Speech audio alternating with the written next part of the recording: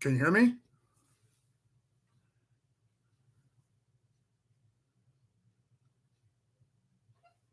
Can you guys hear me? Okay. Morning, Samantha, Andrew. I was doing some other stuff and got sidetracked and didn't realize what time it was. I went and had breakfast with one of my buddies and came back and was doing some history, looking at some history stuff. Now I'm trying to get my better microphone hooked up. Not that I know it'll do any good, but should have had this all set up. But you know me.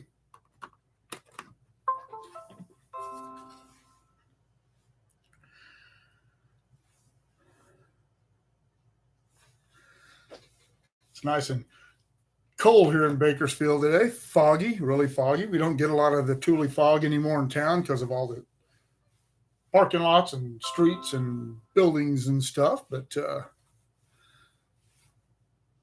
it is really foggy today.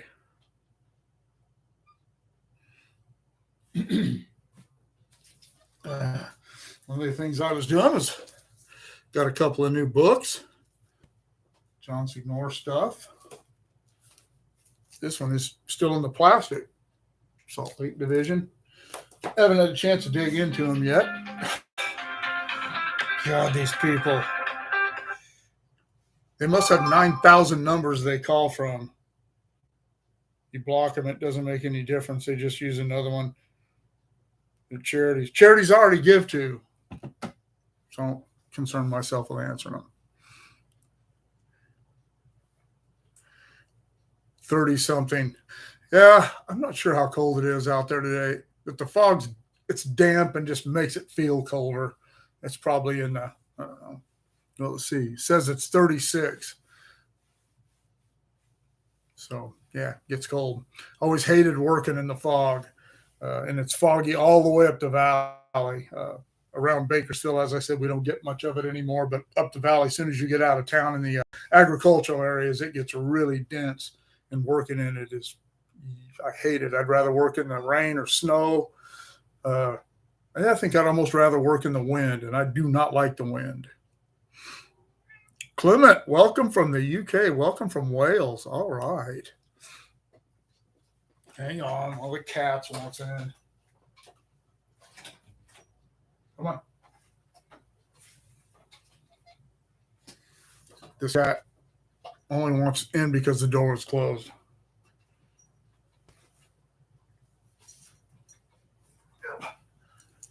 This is Gidget.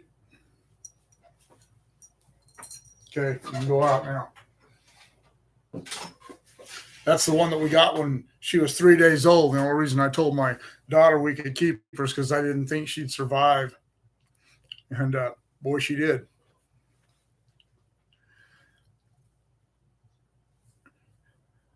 Jim in Tehachapi, yeah, it's one of the things that I did like about living in Tehachapi and working up there was that once you got past Caliente or so, the fog stopped. And lots of times, many times this time of year, it was actually considerably warmer in Tehachapi than it was in Bakersfield.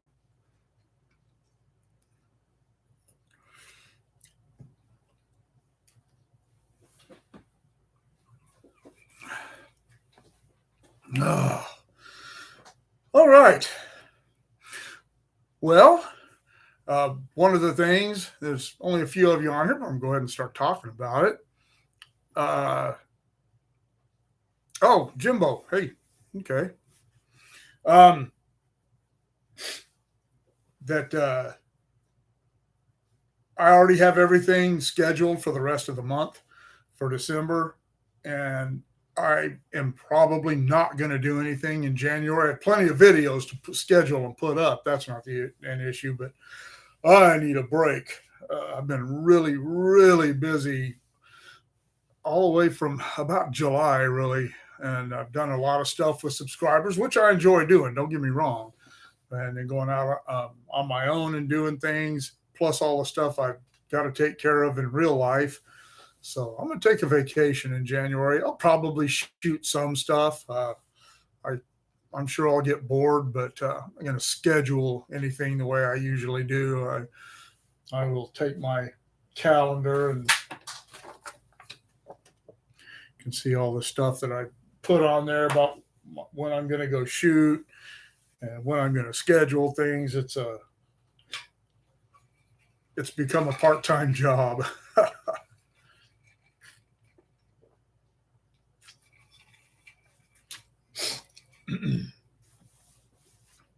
Oh, at the depot? Yeah, okay, yeah. There won't be anybody there in 10 minutes. Very popular. The depot doesn't open till 11. I don't know. There might be somebody there that early, but I doubt it.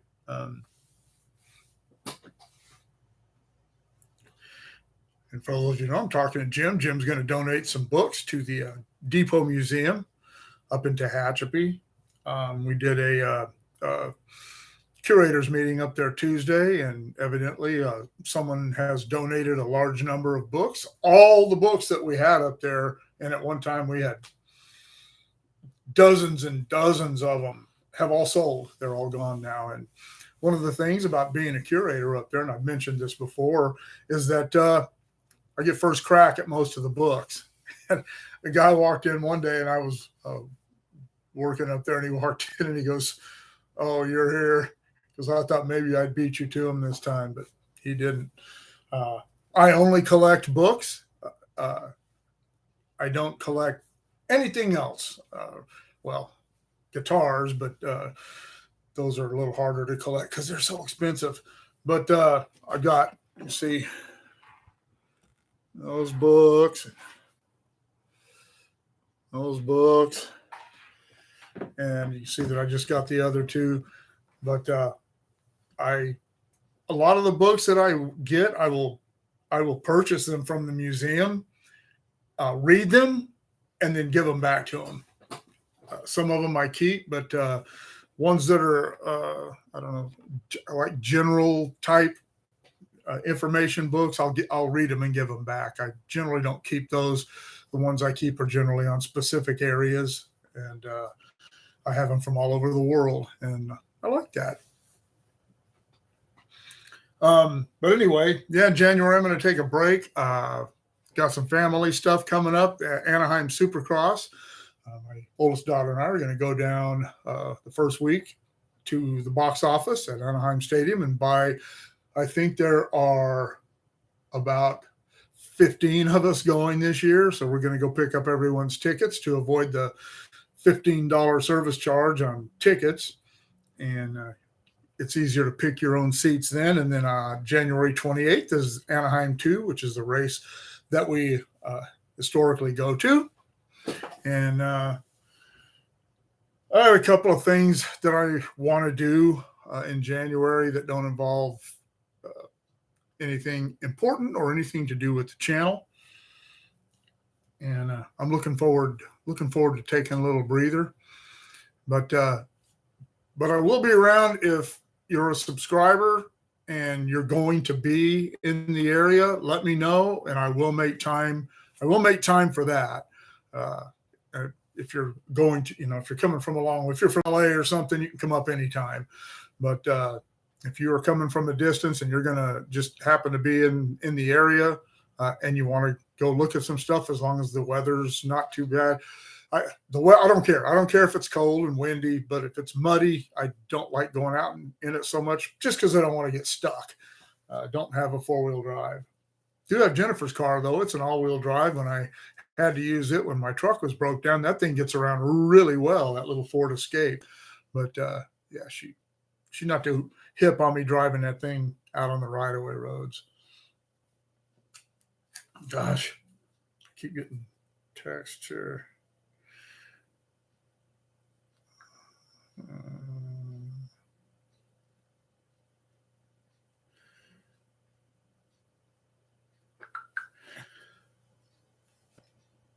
But some of my plans for next year, I'm going to do some more of the San Joaquin Valley switching, I ran into their roadmaster or whatever his title is sometime back, and he gave me the schedules for all the trains in the valley, the call out times.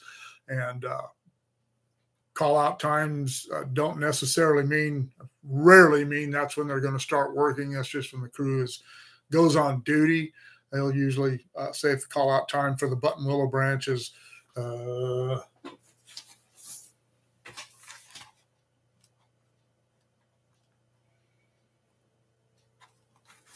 it's in here somewhere.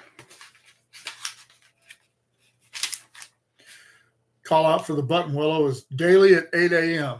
That just means they're on duty. When I went, and for those of you who saw the deal where I spent the whole day and watching the UP Famoso Local and the San Joaquin Valley switchers working and in the yard, they're doing all that switching. The SJVR guys didn't start. They didn't even move their train till about 10 or 10:30. They had to wait till the Famoso got their part of their trains out of the way. And then you saw how busy all that was. And it was late afternoon or mid-afternoon, I guess, before they even left the yard. And according to the guy I talked to that day, they ended up not even going out on the branch. They just went to the BNSF yard and tied down until the next morning. So having the schedule helps.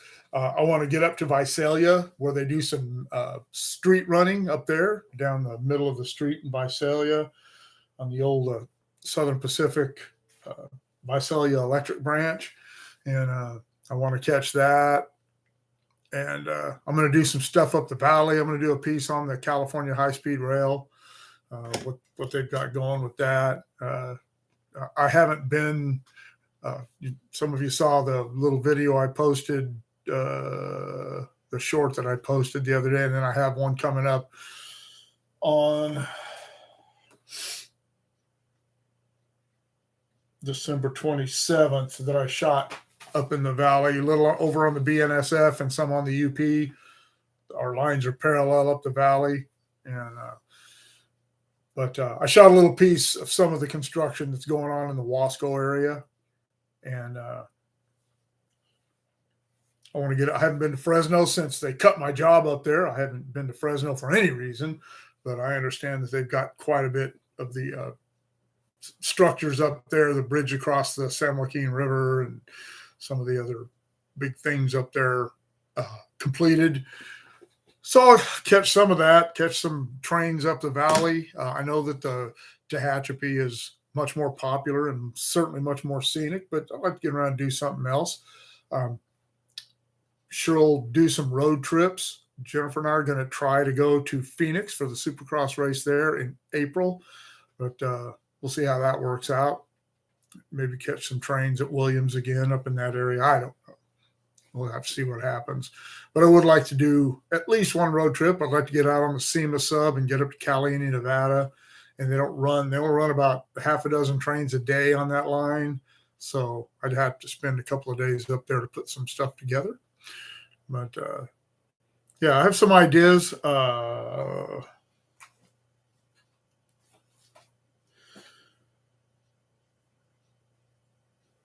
Let's see. I have a lot of ideas.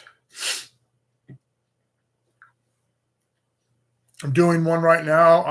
I've pretty much got everything done. A couple of more buildings I need to shoot, but someone asked me if I would do some stuff for model railroaders on the dimensions of some of the cabins and cases along the track. So I'm shooting some of that. I shot some of it the other day.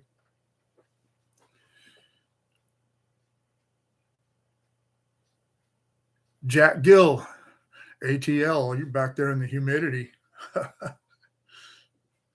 47 degrees. Is that normal for this time of the year in Atlanta?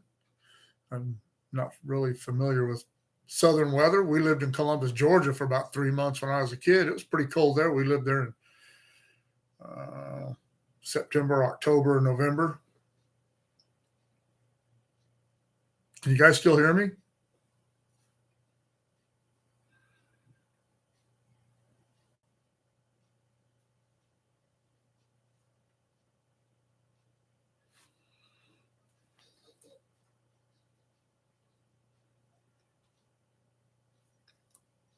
Okay.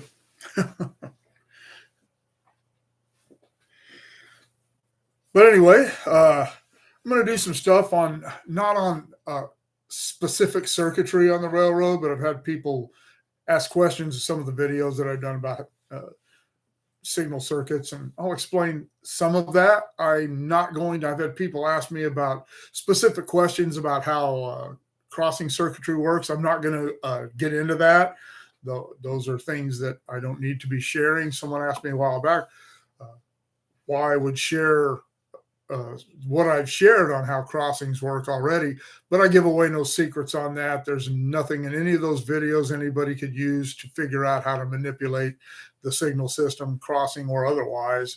And I feel that it's important that some of that stuff, this is why when I did that crossing video, I said, oh, I'm not going to show you the prints because those are top secret. And that was tongue in cheek, but it is kind of true. That stuff uh, doesn't need to be out there.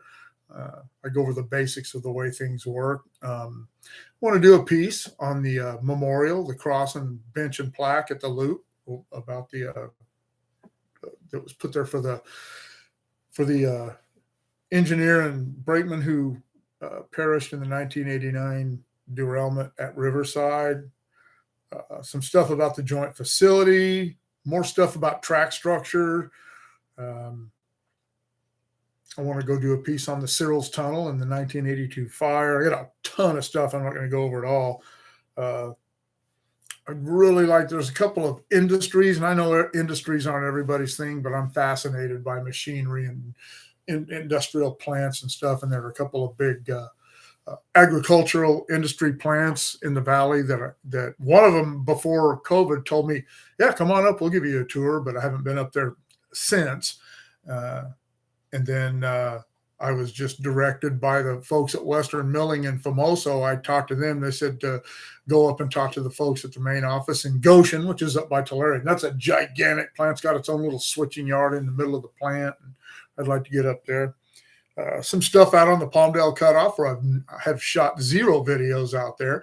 And there's not a lot out there, but it's still somewhere. Still place to shoot some stuff. Some of the branch lines I still want to get, the Zone 5 in Fresno, the Mendota branch. That I think it only goes out. I think it only goes out to Huron now. And the Kalinga branch, the winery branch in Madera. There's a lot of branches. I'd like to do something on the abandoned portion of the Lone Pine branch between Searles and Lone Pine.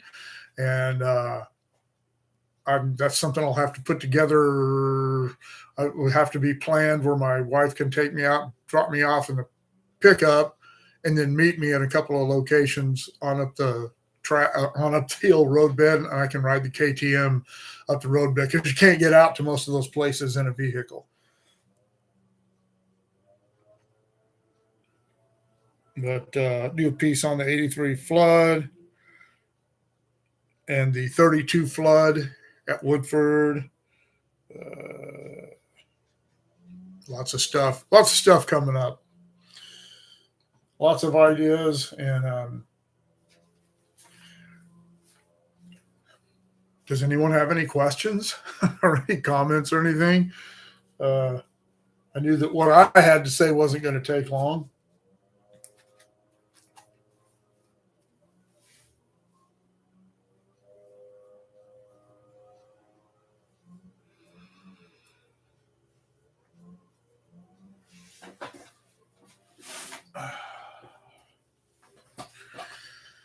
My grandson, my oldest grandson, Aiden, started playing guitar recently.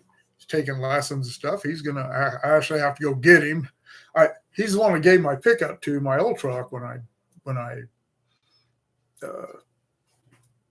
bought my new one, and he just turned 16 Tuesday, the 13th. And I figured he would just drive over here, but I don't know. It's foggy. Maybe his mom don't want him to drive. She texted me and asked if I could go pick him up. So I'm going to pick him up, bring him back over here, and play some guitars. The Andrew Johnson, you talking about the simulation game or the simulator down at the office? And the answer would be no. I haven't got to mess with either one recently. I haven't even spoken to my buddy who's the MOP down in Bakersfield, and I don't know if they'll let me do that or not. They'd certainly let me do it. I don't know if they'll let me do a video about it, but they wouldn't care if I did it. But I have played. Yeah, no, I haven't been down there to do that yet. As a matter of fact, the last half dozen times I've been down to the office, that guy hasn't been there, and I haven't called him recently. I'll call him up when I have questions about things, but I haven't really had any questions about things lately. I do have some stuff I want to talk to him about, so I'll get hold of him. And I really want to do that, and I hope they let me shoot a piece on it, but I wouldn't hold my breath.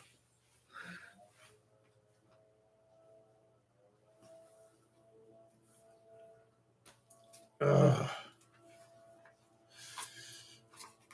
end of the year coming up, got tax time coming up, and for those of you who don't know, I have a business that is built around my YouTube channel. That way I can write off certain expenses, mileage.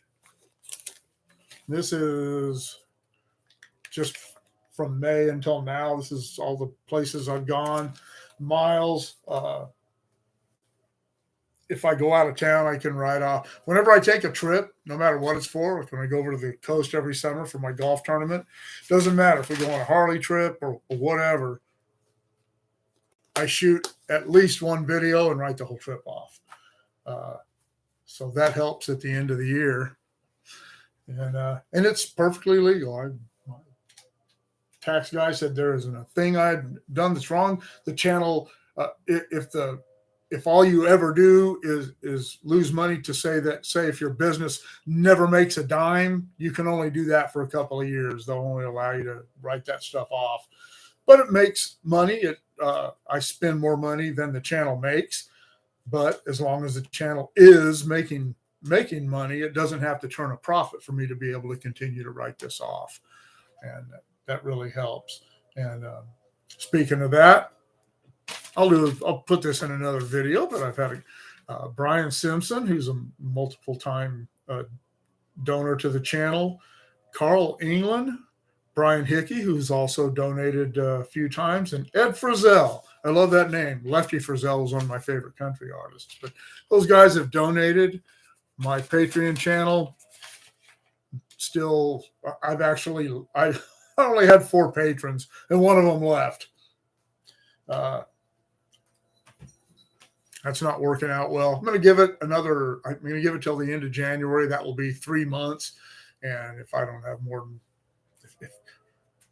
if I don't have more than just a few people, I'm going to get rid of that. And I appreciate the people who have become patrons, but it's more work. It's kind of like having another channel.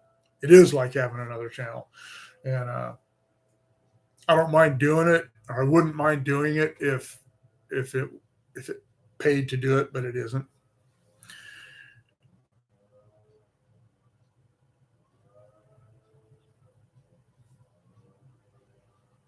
Matthew Nichols, I'm sorry for putting fresh fruit and ice cream in the blender. What happens when I get milk from the fridge freezer? Okay. Sounds like a good late breakfast for me.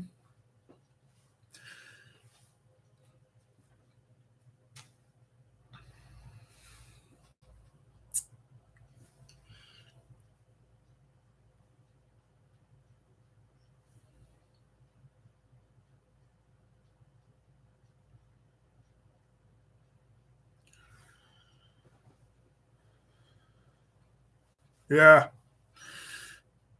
Yeah, Andrew. Yeah. See. Hello, Dean Benedict. Good morning.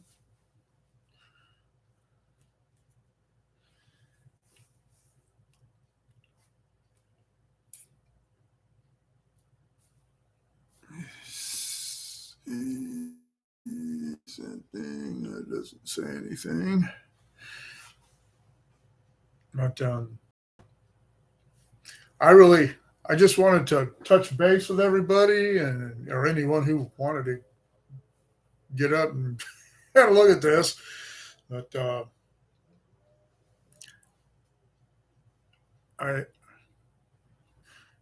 Samantha, I'm doing okay. I'm healthy and I feel well and I'm still on the right side of the grass, as my dad always says.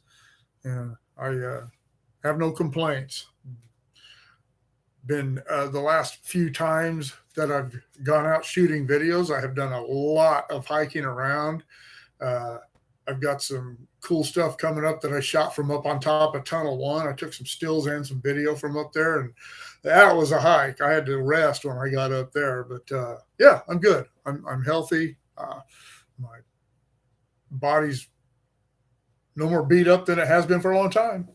Playing golf, shooting videos, enjoying life.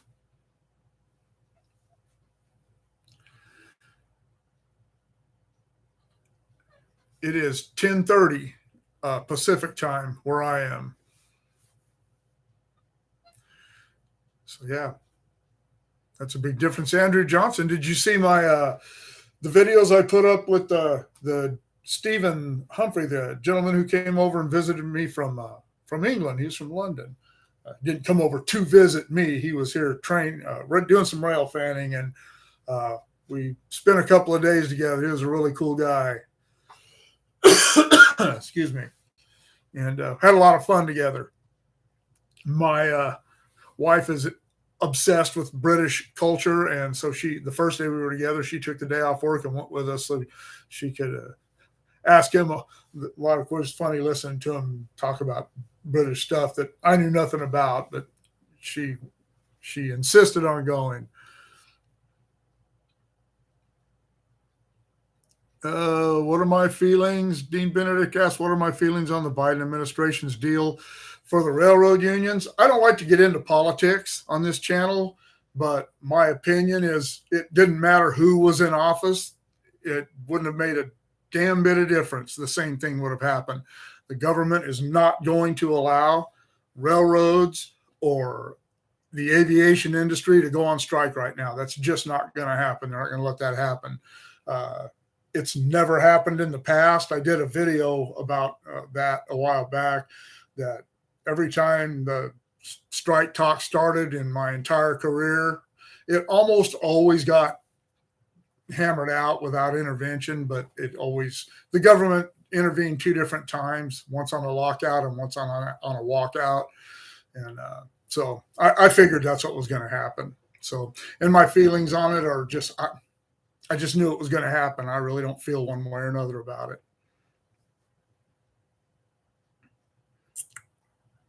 Dodik Yulian, Indonesia, welcome.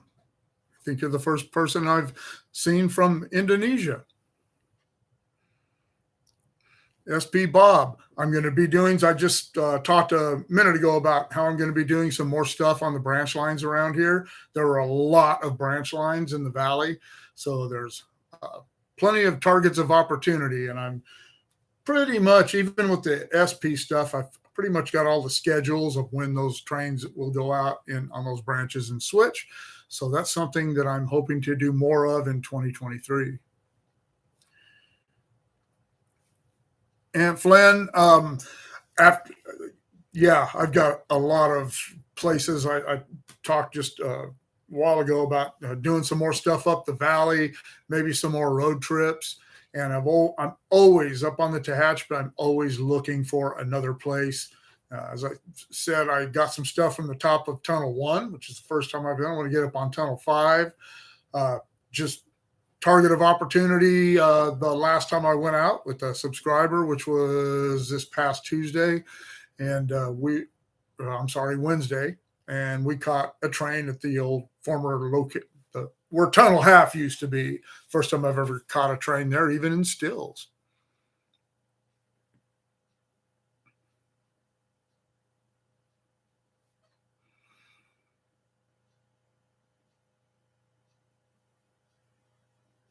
Have I heard anything about the railroads going away from PSR?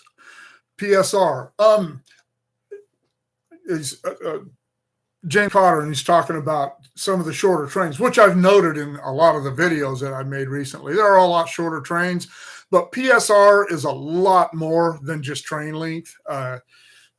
Most people who aren't directly involved with the railroad have a kind of a misunderstanding or lack of understanding about what PSR actually entails, and it's so no, they're not going to go away from PSR anytime soon. Train lengths will always be determined by demand, and right now, somebody I was in a forum, an online forum, and somebody was saying that, or it might have been one of the comments on one of my other videos where I mentioned that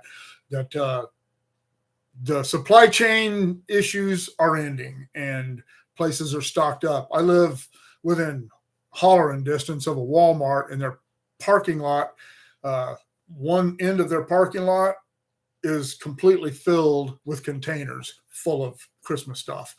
And so stuff's getting out there now. The congestion at the Port of Los Angeles anyway is starting to clear up. Kern County, I don't know if I mentioned this in any of my videos yet, but Kern County, the Board of Supervisors has approved an inland port in Mojave. The Lone Pine branch, just northeast of Mojave, of town there, will actually bisect this thing, and it's supposed to be huge. I don't know what the time frames on it are, but they're building that. They've built those in a couple of other places over the last few years, even before the pandemic, to try to alleviate some of the congestion at the ports. So as far as PSR goes, yeah, I don't think that the railroads that are engaging in that are going to move away from that kind of business model anytime soon. In my opinion, I could be all wet.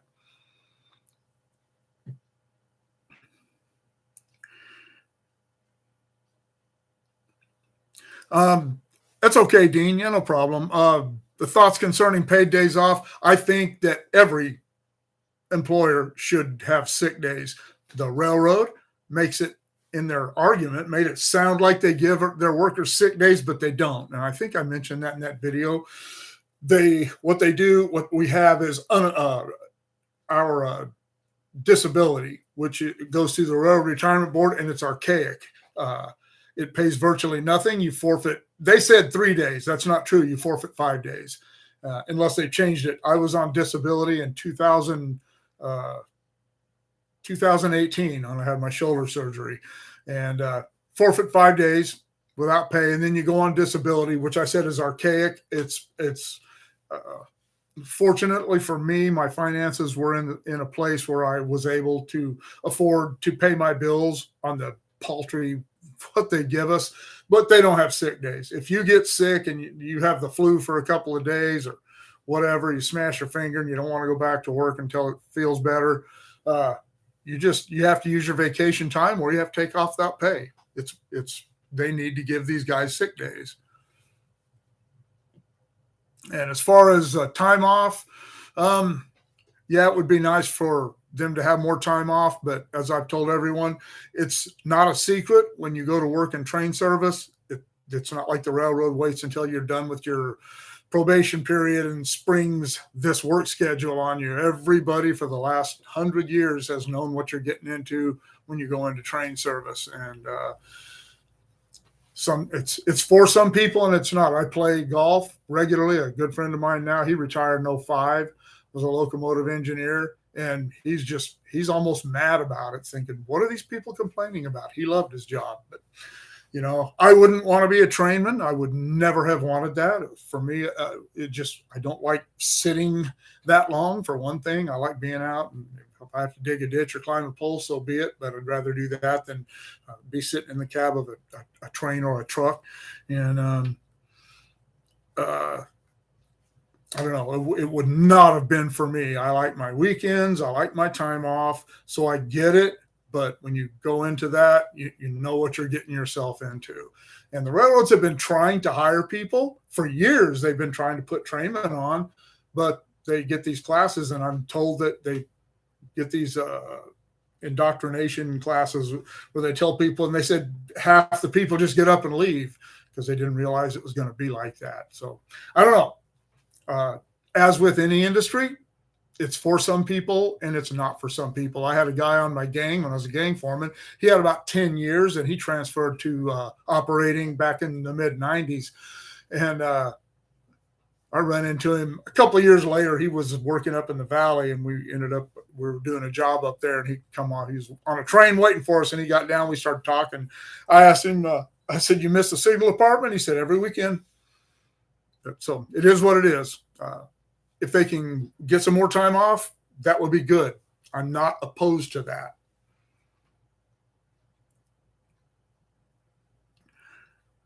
Rick, greetings from Southeast Idaho. Welcome. What's the weather like up there?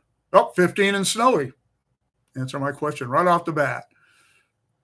20 to 27 trains. That's good to know. I'll head up there and shoot some videos in that area. I'm so spoiled from the Tehachapi where we get our average is 35 trains every 24 hours and 20 to 27. That's a great average too. And I always tell people it's crapshoot. Just because that's the average doesn't mean that's what you'll see. Many of those trains run at night. And sometimes there's maintenance Mondays. Generally on Mondays, they will hold trains from 8 in the morning till about 4 in the afternoon and let the maintenance crews do their work if they need to. And but after that, in the summertime, when you have the long days, man, after 4 in the afternoon on Monday is usually a pretty good time to catch trains. But yeah, 20, 27 trains a day, that's a good average. I am going to have to remember that because I do want to get up that way and shoot some stuff. Jason Babila, hey, welcome. He's one of my donors. Thank you. Appreciate it. Atascadero, hey, we're almost neighbors. Used to love going to the Harley shop over there, Gary Bang, but it's out of closed his doors. That was a shame. Dean Benedict, yeah, I'm glad you liked the history I did on the tunnels. That was kind of a fun one to shoot, and I got to be a part of a lot of the stuff that they did that involved the tunnels over the last 40 years. Some of the notching and some of the other issues that went on, and I love the history of it as well.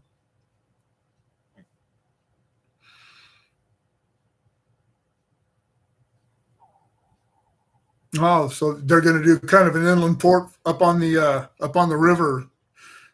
Samantha, that's cool. You'll have to share some photographs of that.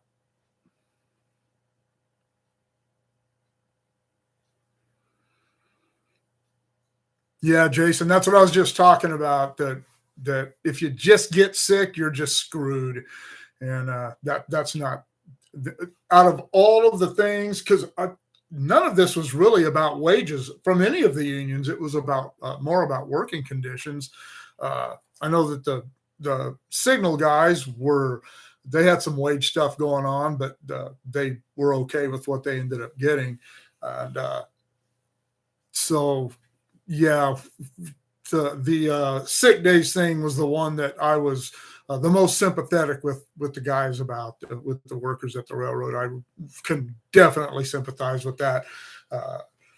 Jennifer works for Kaiser, and they have a ton of sick days, and theirs are based on, I guess, the more you work, the more sick days, the more sick time you accrue, and that's great for her. For us, we just, like I said, you just had to either use your vacation time, suck it up. Fortunately, I was one of those people who rarely ever got sick. I still rarely get sick, even though COVID almost killed me. That was really unusual for me. So I can remember I actually had the honest to God flu twice in my entire career. Once I think it was 93 or 94, and once in 2015. And I had to take a couple of days off work for that. I had to use my vacation to do it. I always had plenty of vacation, and I didn't use a lot of it going places. So it was okay for me, but I would rather not have had to do that.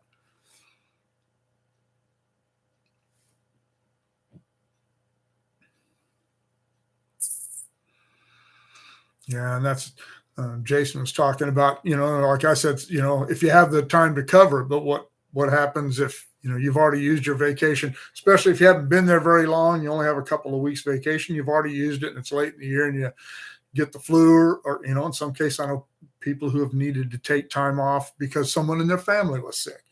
And you're just out of luck. You're just out of luck, and that's not right. The railroad needs to.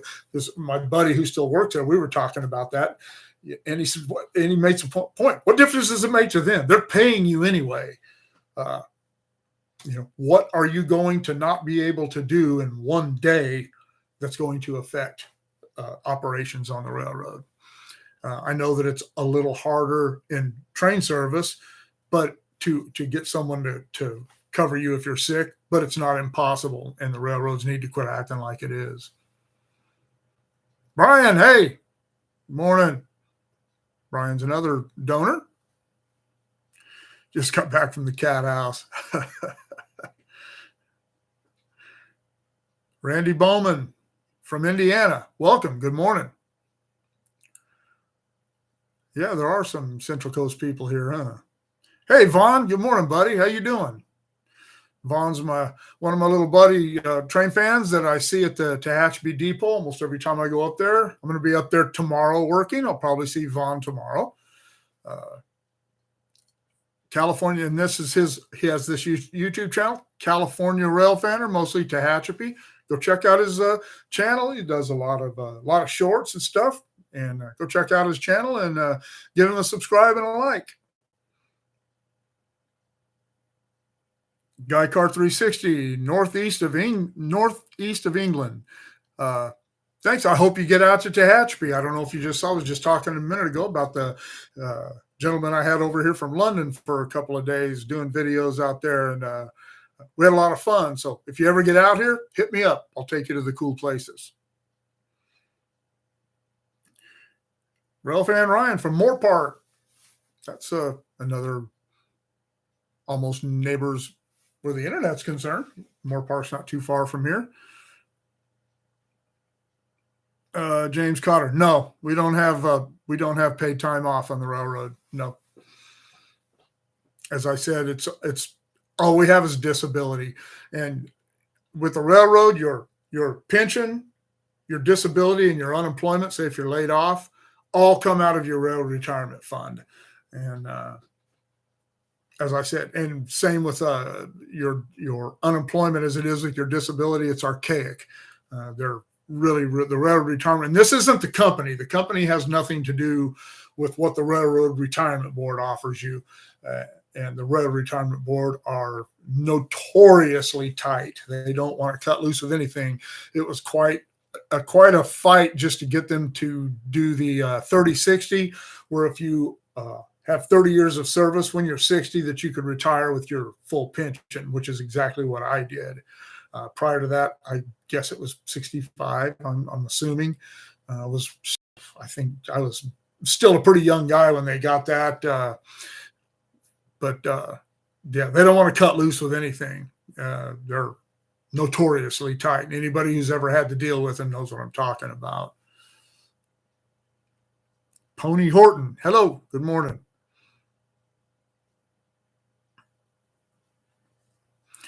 Brian, not a lot. We talked a little bit about what I've got coming up this month, which I didn't get into specifics, but I have everything scheduled for the rest of the month. So I won't be going out and scheduled shooting any more videos in December, nor will I be meeting with anyone. It's the holidays. It's time for me to concentrate on family and rest.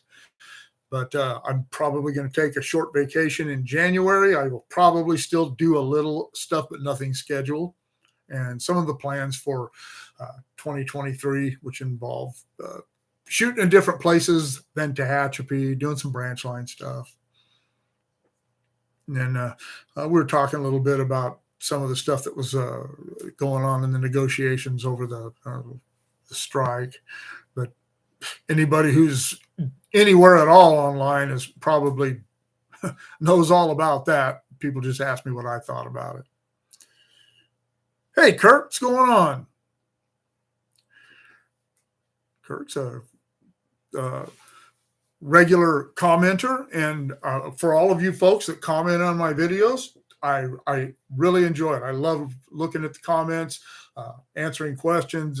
I really like interacting with all of you, answering what questions I can. I certainly don't know the answers to all of them, but as I tell people at the museum, if I don't know the answer, I can sure make it sound like I do. Pony Horton, where did we meet? I don't remember the name Pony.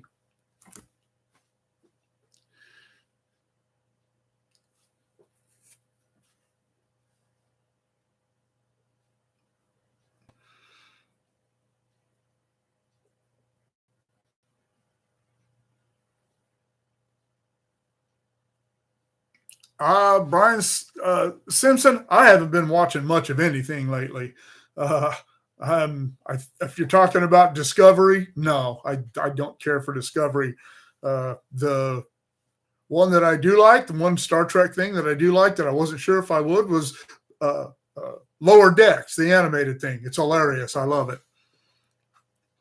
And I haven't watched Picard either. I'm not going to pay to watch it. I've not heard much good about it. So I still watch the reruns. I love watching the originals and the TNG. Yeah, Ralph and Ryan. Yep, Tehachapi will always be here if you're going to head this way and you want to go see some cool places. Hit me up.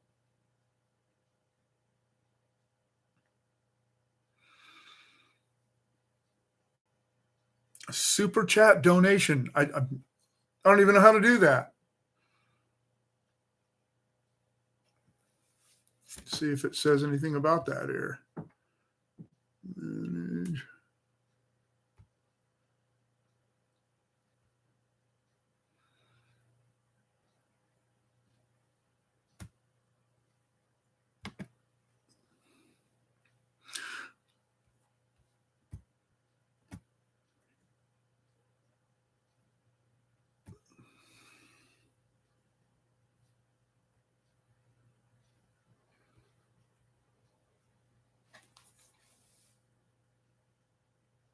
Oh, okay. All right, Pony. Yeah. Now I know who you are. Yeah, it was nice to meet you.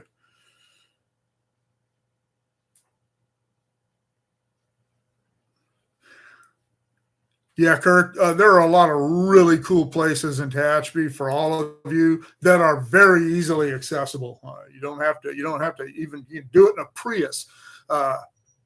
Woodford is, I always tell people that Woodford is one of the best places on the mountain for people to rail fan, get video and photography, because all of it is accessible, and around every curve, it looks a little different. There's a little different background, and you could shoot 10 videos there, put them all up, and people probably wouldn't know you were within a mile and a half, that each video was shot within a mile and a half of the other one. Woodford is really, really a cool place.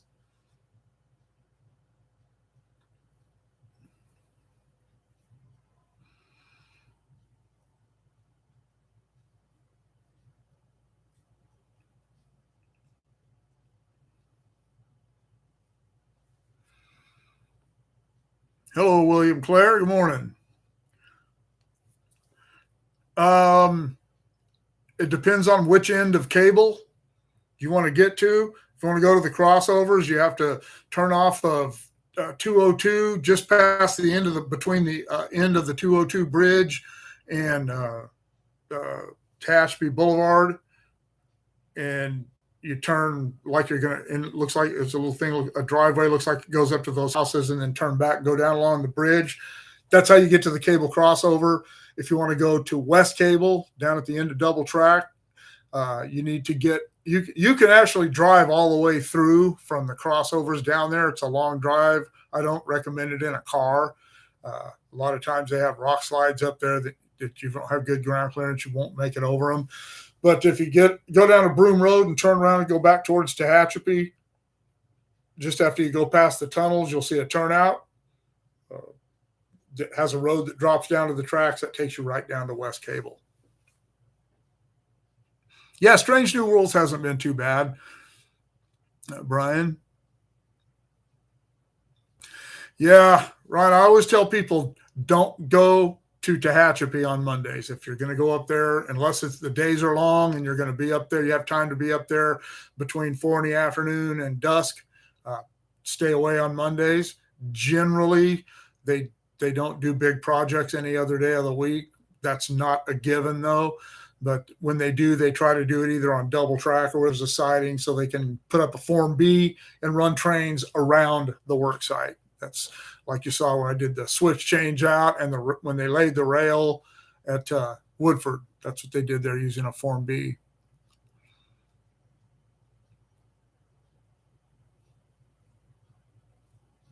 SH Moop, welcome. Engineer and UP commuter ops. I didn't even know UP was involved in commuter ops.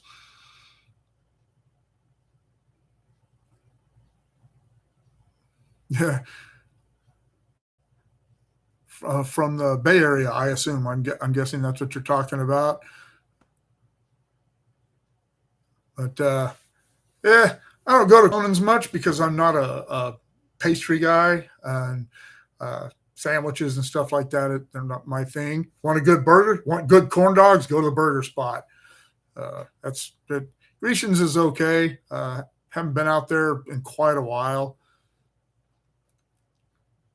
But if you like good breakfast, go to Henry's Cafe. Has really good breakfast. It's on Tucker Road, across the street from Albertsons.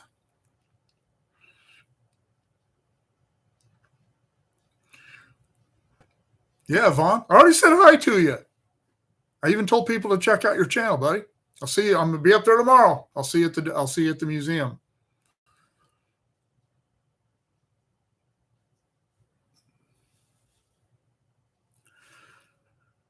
Yeah, there's a couple of places, Kurt, at Waylon or at Woodford where you can look up and get some really great views of the loop of a train going around the approach and up on top of the loop.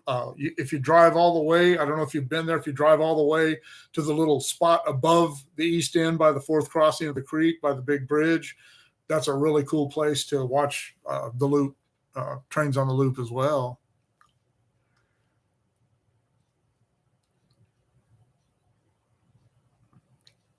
Oh, Pony Horton, cool visual effects supervisor on the fan show Star Trek Phase 2. I can't remember if I ever signed that. I remember hearing about it. Well, what's your YouTube name? Is that it now? The California Rail Family Fanner, mostly Tehachapi. Vaughn, is that the name of your channel now?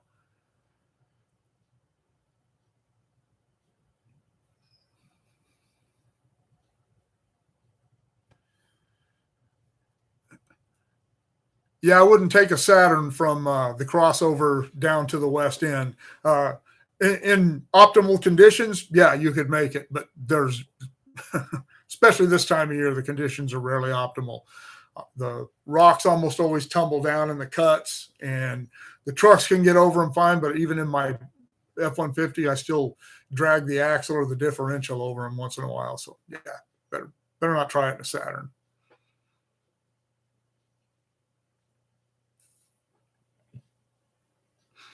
Yeah, Vaughn, I was talking to Angel recently. We're going to have to get together with your folks and see about having you go with all of us on one of our train fan days. We'll have to do that pretty soon. We'll talk about it tomorrow. David Anderson, San Fernando, good morning. Yeah, come to Tehachapi Depot tomorrow. I'll be there. Los Angeles, morning.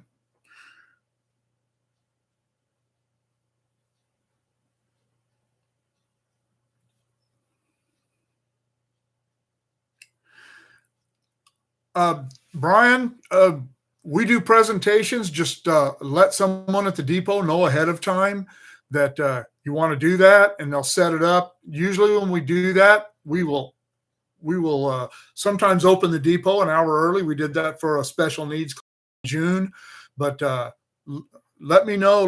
Let me know and talk to the people at the depot, and we'll work something out.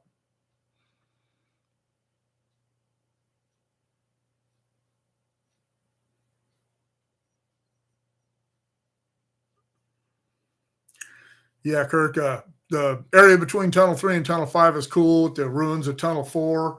Uh, that's a neat area and easily accessible. Most people don't realize when they turn off at Billville there that all you got to do is follow that road up over the top of the tunnel. Real easy to get to. One of those places you can. I have seen Priuses up there, so I know they can make it. And if I'm reading this right, it sounds like the video the stream is lagging a little bit. So what you're hearing from me, it's like looking at stars. What you're seeing now actually happened a long time ago. we got a light speed lag here. Kelsey's, Kelsey's isn't the Kelsey's it was. Tehachapi's not the town it was. That's not the town I grew up in.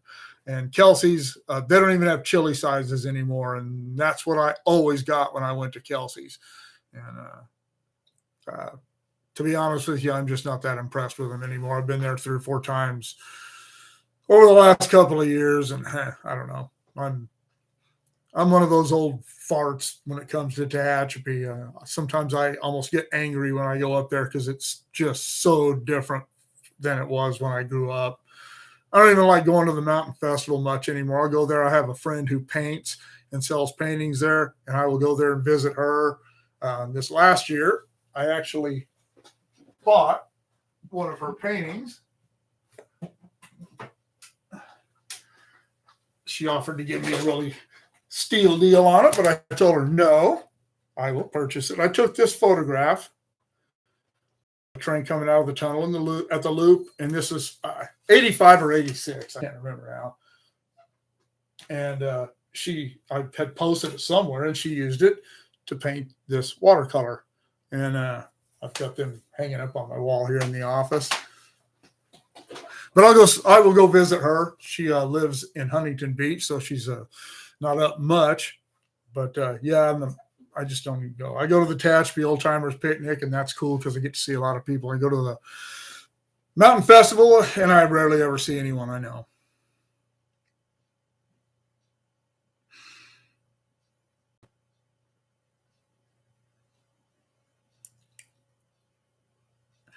I have done no videos on Donner Pass. I have a guy that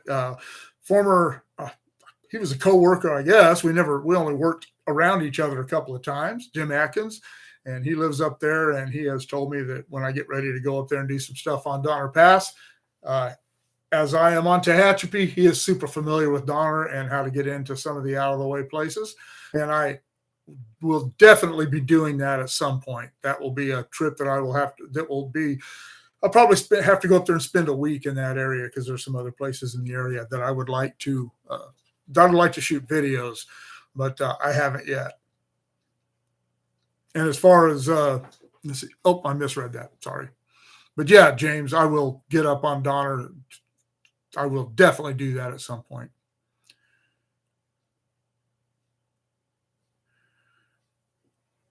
Yeah, I've shot videos from Tunnel 2, taking a lot of stills. Yeah, you can go up there. Nobody cares if you're up there.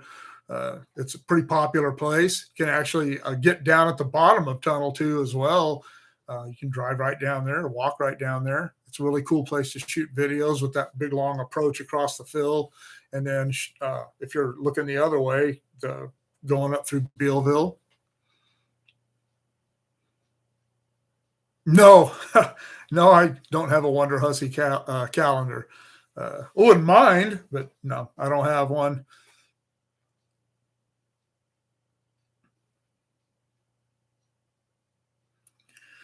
Travis Molly, welcome. How do you tell which engine is power and which one is weight? Well, usually the one that's power is the one that's making all the noise.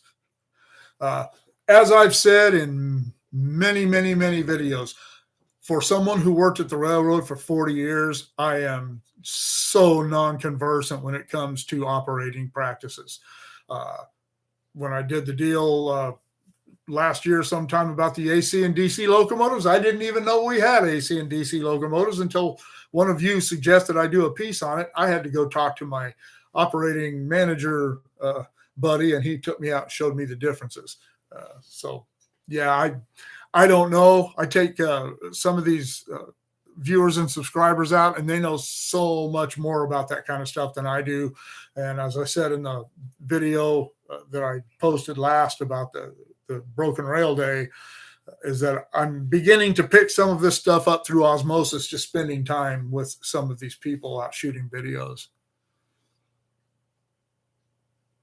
Oh, SH Moop. Yeah, I went back to Chicago 3 times to do training, stayed in St. Charles and rode the Metra in. We had free passes for the Metra. And one of the guys, even this was back in the time, I even talked him into let me ride the cab in from actually from Chicago back out to St. Charles.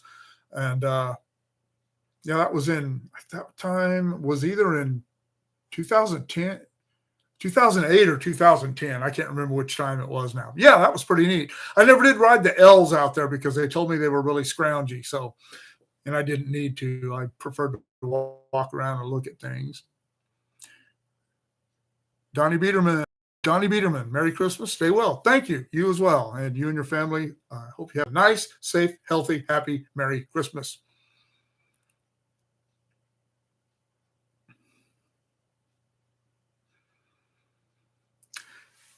Ralph and Ryan, yeah, going over. I would like to go to a few different places on the coast over there and catch some stuff. When I was over there in July for my golf tournament, I caught an evening Amtrak at Grover Beach.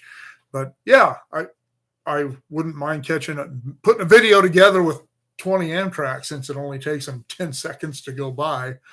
But yeah, it's too bad they don't run freight over there anymore. That's some really spectacular scenery.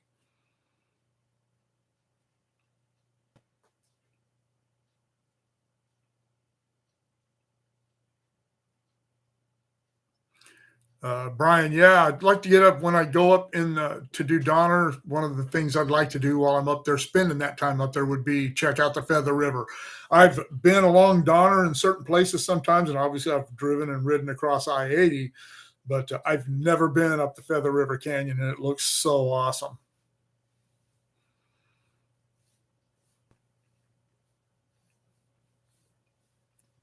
Pony Horton used to do photography for Rail America.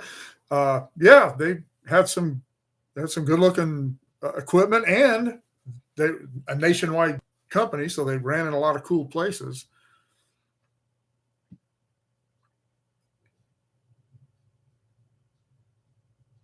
I will, Jason. I really, really appreciate that. Donnie Biederman, Chicago. Yeah, we were just talking about me doing training there. I actually enjoyed messing around in Chicago. We were there for 3 days each time. As I said, I went there 3 different times. One time the weather was really bad, so I didn't go into town or anything. I just hung out in my room. But yeah, it was neat. I'll tell you guys one of my stories I tell people. When I was 11, my mom and my stepdad had just got married. My stepdad was in the Army. We went up to visit him up at when Fort Ord was still being used up in Monterey. And we went out to the beach, and he said, "Hey, come on, Mark, let's pee in the ocean." So we went and peed in the ocean. Then he was stationed in Fort Benning in Georgia. And so we went back there, and we were living in Columbus, Georgia. Ugh. One day we went over to Savannah on a road trip, and it was pouring rain. Oh, it was pouring. It wasn't cold, but it was rainy. And so we got out on the beach, and he said, "Hey, Mark, let's pee in the ocean." We can say we peed in the Atlantic and the Pacific. And so during the course of my life, I did some signal training a few times in Houston, Texas, and I drove down, took a trip down and peed in the Gulf. I peed in the Salton Sea and the Great Salt Lake and Lake Michigan. So I've marked my territory around the United States pretty well.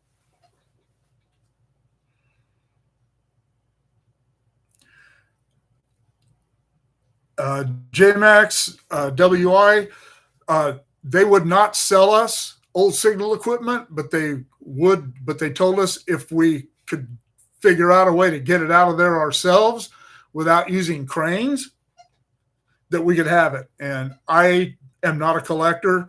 The only thing I ever took that I thought was cool with some of the old motor car indicators, track car indicators, block indicators, whatever people want to call them. And I had 2 of those, and I gave those to my dad because he does collect things. And but as far as the signals, I got a couple of H2 heads on stub masts with the equipment needed to run them, and gave those to friends who asked about them. But other than that, they wouldn't let us bring equipment onto the property. But they wouldn't sell it to us. They would give it to us, but they wouldn't sell it to us. Travis Molly, is it a nuisance when hobos ride the train? Not to me. Back in the old days, it was you rarely saw a train go by that. I mean, if a box car went by and had an open door on it, there was usually somebody in it. I believe that one of the things that started happening was litigation. People would be hopping trains, they'd get injured, and they'd sue the railroad. And it doesn't matter if you're trespassing. It's just like at a crossing accident. The gates can be down for 10 minutes with the trains going through, and you can drive around a half a mile of traffic, stop for that gate, go through the gates, hit the side of the train, sue the railroad, and win. And the railroads are tired of paying out settlements, so they try to keep people off trains. And I don't blame them. You know, I just don't blame them.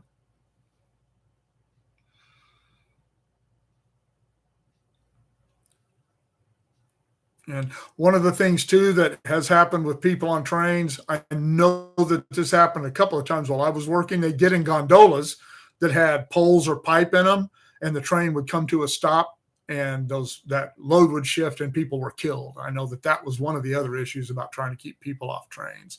And now with containers, obviously they don't want people on trains. And there's a difference between the people who get on there to vandalize and steal and people who are just riding the rails. But the railroad doesn't make that differentiation anymore. They can't afford to. Have you heard of Pelle Soberg? No, I haven't. I'm not into model railroading. I think it's fascinating. I've seen some really cool stuff, but it's not my thing. I've heard that down at Balboa Park in San Diego, they have a great representation of the line between Tehachapi and between Mojave and Bakersfield. But we went down there one time, but it was so crowded. We couldn't find any place to park, and San Diego's a long way.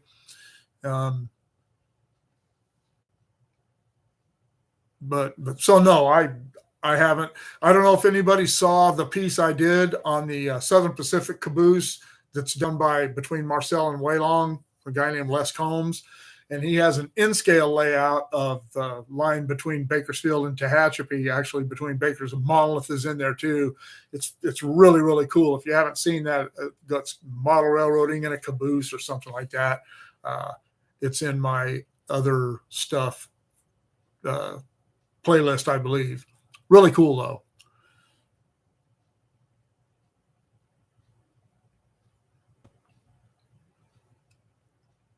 The last time I was in Chicago would have been 2012. I was there in 8, 10, and 12. Those are the times I was there.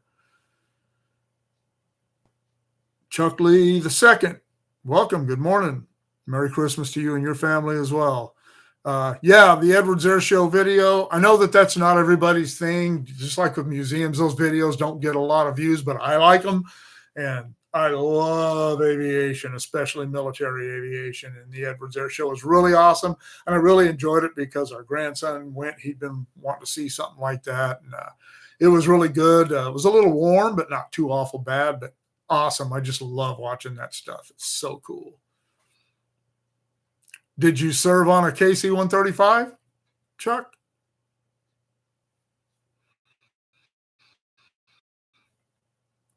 Pony. No, we're probably far enough apart between the time I marked the Lake Michigan and the time you swam in it. Los Angeles, yeah, I'm starting to see more and more doors left open on boxcars, but so far in the last year or so, I haven't noticed anyone in one. But but yeah, there for a long time, you never saw it. It was they did not leave car doors open. When I was still working, I never saw one open.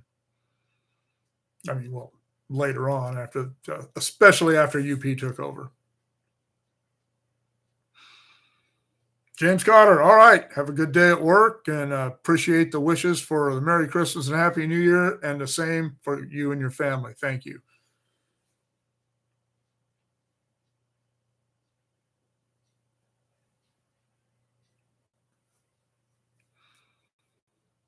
Yeah, I've been wanting to go, Ryan, to the Santa Susana Museum. Somebody was telling me about that recently. Somebody at the museum in Tehachapi, as a matter of fact, and said it was pretty cool. The one in San Luis Obispo, I did a piece on that. They have a really cool HO layout in there of a lot of the coastline. Very, very cool.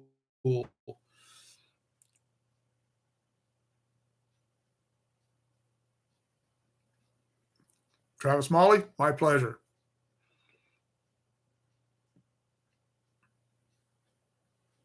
Chuck Lee, appreciate your service. I never served, and as I said when I did the piece on the Bakersfield National Cemetery, I think that not serving even makes me appreciate your sacrifices even more.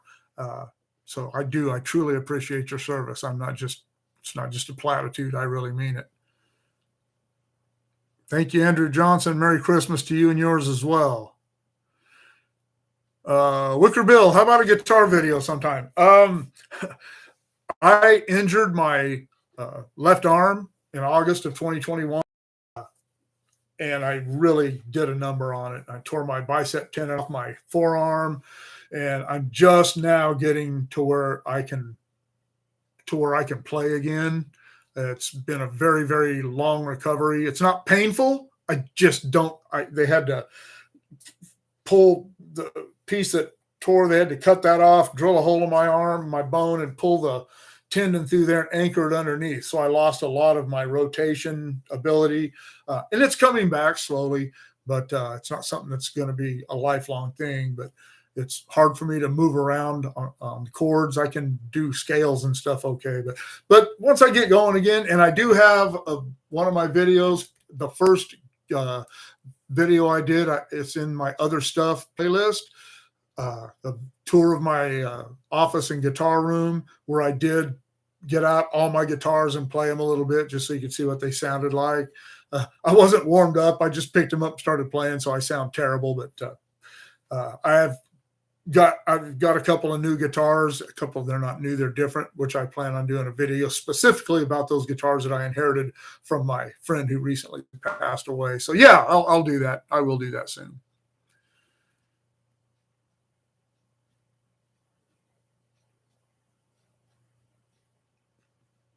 Yeah, I used to go to the Edwards Air Show.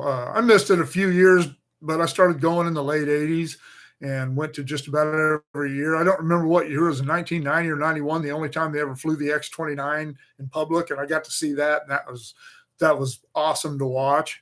And they don't fly it anymore, and so I got to see it, and that's really cool.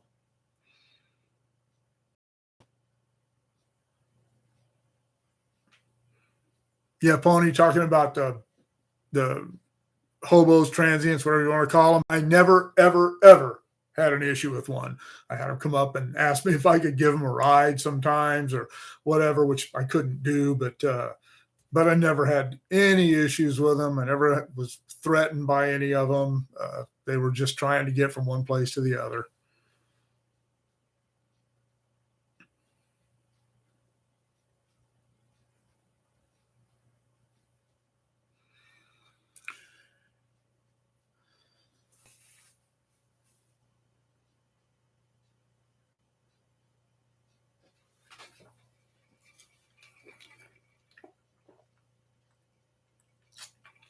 Propel,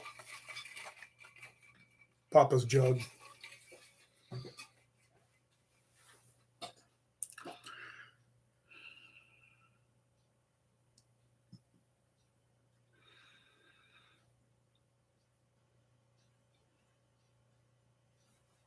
Yeah.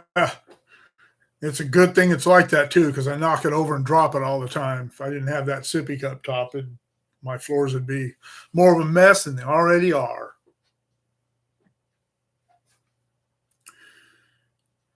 All right. I'm going to need to get going here. Does anyone have anything else, any questions they want to ask or any suggestions before I get out of here?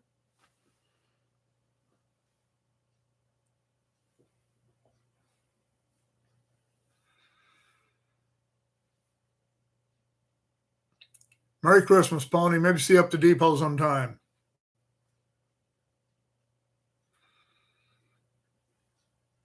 More cowbell. Oh, that's funny. I'm going to have to go buy a cowbell just for that so I can do that next time I do one of these. Yeah, Travis. Jennifer is not. As I've told a lot of people, I'm not a rail fan in the classic sense. I don't go out and just to watch trains go by. I want to find different places. The challenge of finding different places to shoot from, so I can share them with all of you. And I enjoy the thing with trains with me is I love big, powerful, noisy, ground shaking things like trains and trucks and jets and top fuel dragsters and funny cars. That's my thing. And I really, really love that. And Jennifer doesn't care about it at all. She went out and did the rail grinding train with me because she wanted to see that. And she went with me filming a piece that I've been working on for a couple of years on the East Side branch up the valley. She went out with me one day on that. And then with our British friend last month or in October. And other than that, she didn't care less about this stuff.